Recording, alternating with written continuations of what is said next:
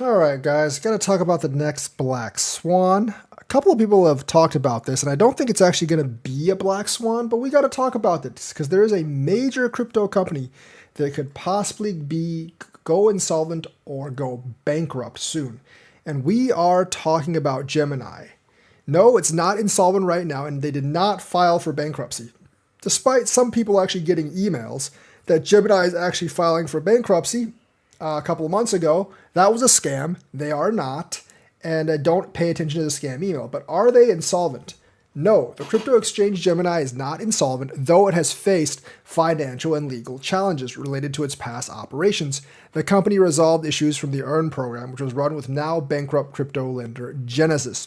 Now, how much did Gemini actually lose via Genesis? About $900 million, which is why they kept on reporting year after year after year of losses after 2022. The Winklevoss twins are not bankrupt. They have a lot of money, but in America, corporate and personal finances are separate, so you can't go after their money. So, EARN program insolvency. Gemini froze customer withdrawals in late 2022. This caused Gemini EARN customers to lose access to their funds. Gemini committed to returning at least $1.1 billion to EARN customers. In May 2024, Gemini announced a full recovery of digital assets for EARN users from the Genesis bankruptcy proceedings. So, it's been about a year. Settlements with regulators. Gemini reached settlements with the New York Department of Financial Services and New York Attorney General Office over its management of the EARN program in February and May 2024. This included a $37 million fine paid to the NYDFS. In August 2025, Gemini filed for an initial public offering and disclosed losses in the first half of the year. While the company is not yet profitable, its revenue has increased and it has more than 500,000 active users. So, I think they lost something like $200 million in 2023, $225 million in 2024, but they are not yet insolvent.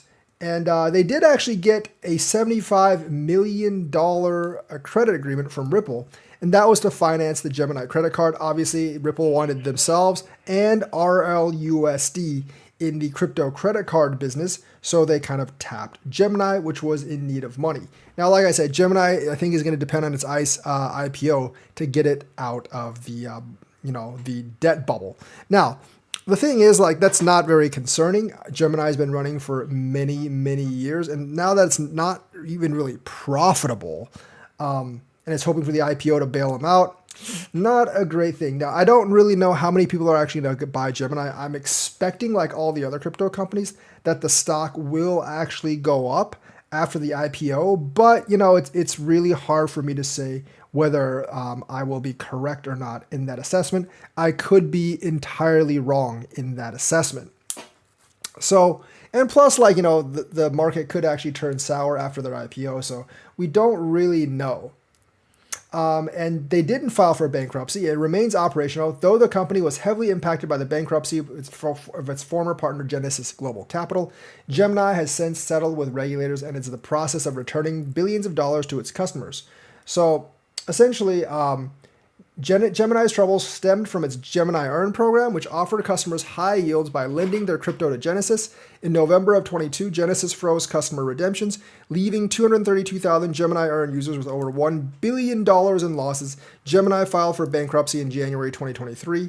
Regulator settlements in February 2024. Gemini settled with the New York Department of Financial Services, NYDFS, agreeing to return at least $1.1 billion to EARN customers. The NYDFS investigation found Gemini had engaged in unsafe and unsound practices. In March 2024, Genesis reached a settlement to repay Gemini EARN customers about $2 billion in frozen crypto assets. This amount represented a 100% recovery based on the appreciated value of digital assets. Gemini also contributed $50 million to the recovery to ensure customers were made whole. And of course, current status, Gemini continues to operate and has been making moves to expand its services. I mean, they're trying to expand, but they're not profitable yet, and they've lost a lot of money in previous years if you look at their kind of financial statements. Yes, Gemini has incurred significant financial losses, reporting a net loss of $282.5 million for the first half of this year, 2025, and previously faced issues with the Gemini EARN program, which resulted in customer frozen funds and the loss of over $1 billion. So, don't really know how healthy this IPO is. And I think like it's basically depending on the grace of a good crypto market rollout to actually get out of its bad financial troubles, which means if the IPO doesn't raise enough money, they could definitely be in trouble. These losses in the first half of 2025 were winding from a net loss of 41.4 million on 74.3 million in revenue during the same cycle last year. So last year they lost money as well. So yeah, I don't think I would invest in Gemini. And could it, like, if Gemini just fell apart, which I believe there is a somewhat chance of, would it cause like an FTX types collapse? No, I don't think so, because I don't think Gemini is as big as FTX. Although I will say it's probably one of the three big American exchanges. Coinbase, Kraken, Gemini are the three big known ones. So Gemini going kaput would have a psychological effect, but not in the same way that FTX did, because it just doesn't have the same overarching reach and money, the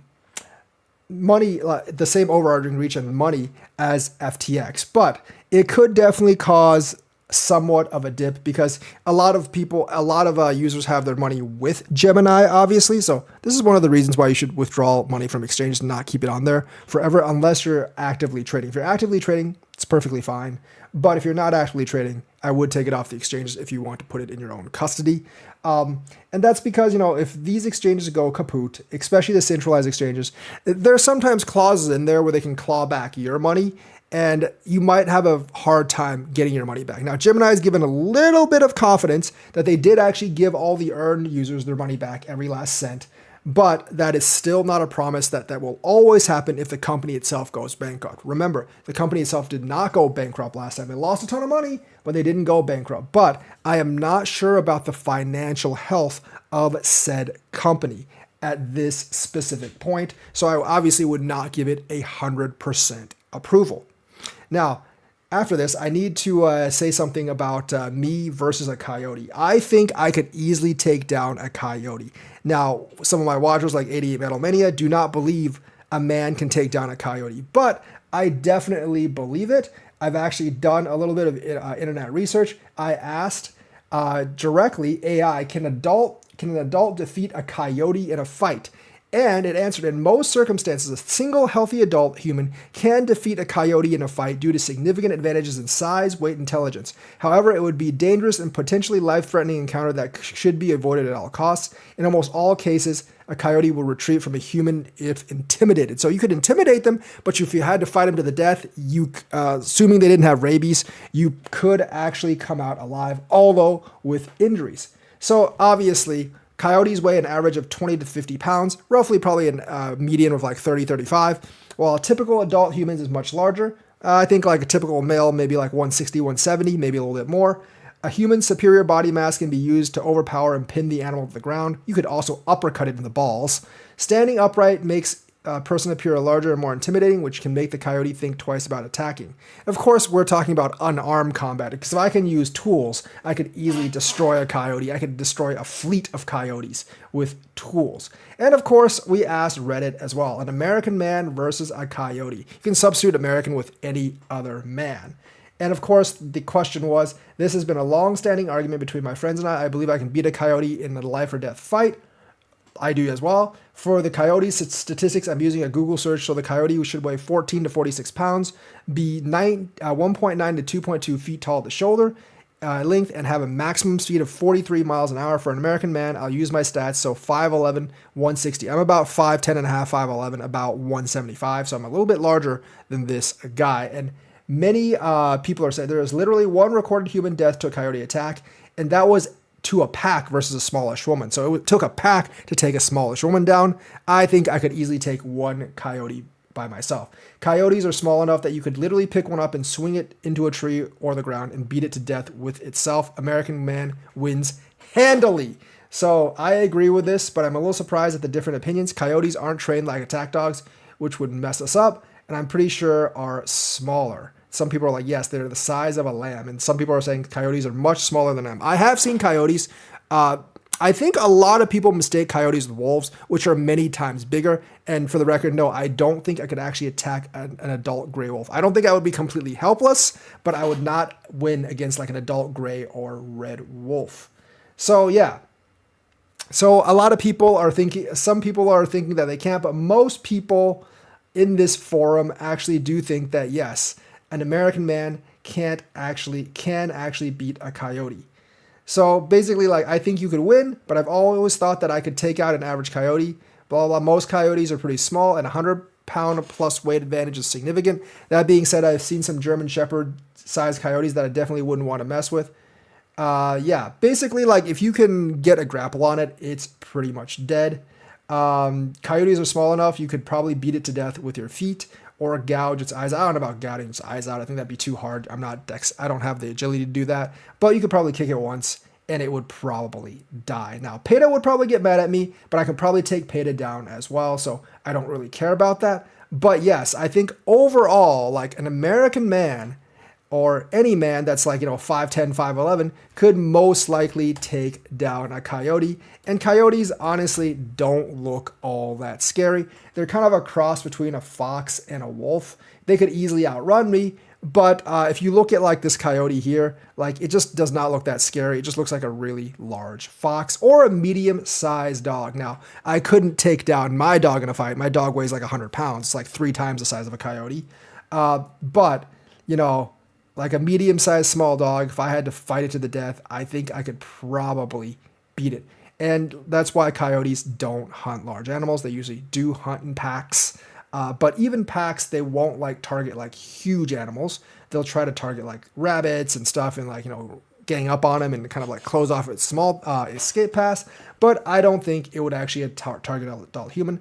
But if I was bloodlusted and the coyote was bloodlusted, I definitely think I could take it down. No questions involved or asked. Definitely would get a few scratches, but as long as the coyote did not have rabies, I would come out victorious, and it would have to basically be dead or limp away in shame. So that's the news for today. Let me know what you think. Like and subscribe, hit that bell notifications button. Thank you, and have a nice day.